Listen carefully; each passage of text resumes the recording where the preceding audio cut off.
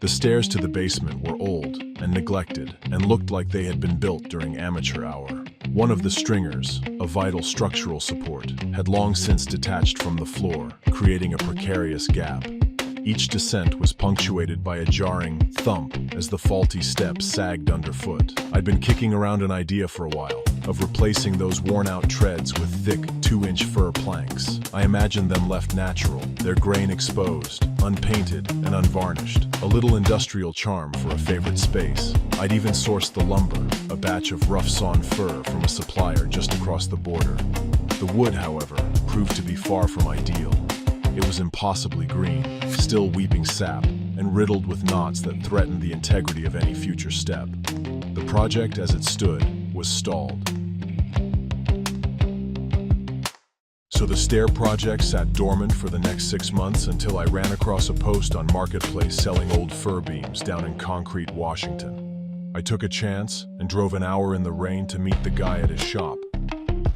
The beams were full of nails and covered in plaster, and they weren't cheap at $95 each, but I could tell the wood was beautiful old-growth Douglas fir probably harvested from nearby forests over a century ago and used in the construction of the 1910 building that housed his wood shop. I was elated and couldn't wait to get home and see what was beneath the wood's patina. Milling the new treads was a satisfying process.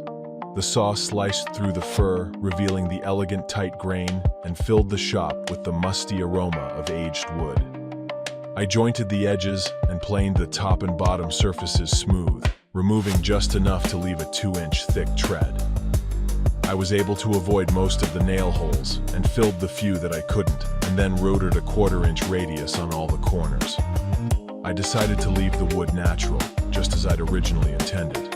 I would apply a clear, water-based sealant to protect them from moisture and wear, but no paint or stain. The goal was to highlight the natural beauty of the wood.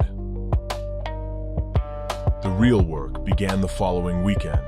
I dismantled the old treads, carefully prying them away from the stringers. The old treads were surprisingly secure, given that some of them were only fastened by a single 4-inch nail on each side. I then turned my attention to the faulty stringer. I managed to shim it and secure it to the concrete floor with heavy-duty anchors, giving it a much-needed sense of stability. Preparing the stringers and installing the treads was very methodical. The first thing I did was secure the loose carriage to both the upper floor joists and the concrete floor below. In an effort to correct the wildly inconsistent riser heights of the original stairs, I shaved and leveled the tread seats, and then dry fit the boards. Each step was carefully measured and remeasured, ensuring an even and uniform rise from tread to tread. Using the bandsaw, I quickly notched the 2 treads that nested up against the column. I then sanded and painted the stringers with a dark gray latex ironically named Cracked Pepper. I used construction adhesive to bond the treads to the stringers, then secured each tread with 4 5-inch angle brackets, one on each side of the stringer to make sure there would be no creaking or wobble when using the stairs. I can honestly say that no shims were needed in the making of these stairs. The old thump was replaced by a firm, satisfying quiet as each new tread took its place. The finishing touches were adding the handrail and the fir trim at the base of the stairwell. All in all, it came together nicely, and it feels like it will stand the test of time. The basement stairs, once a tired and shoddy remnant from generations past, now made you pause. They were solid, sturdy, and held a bit of local history, a testament to perseverance, a stroke of luck, and the love of a good story.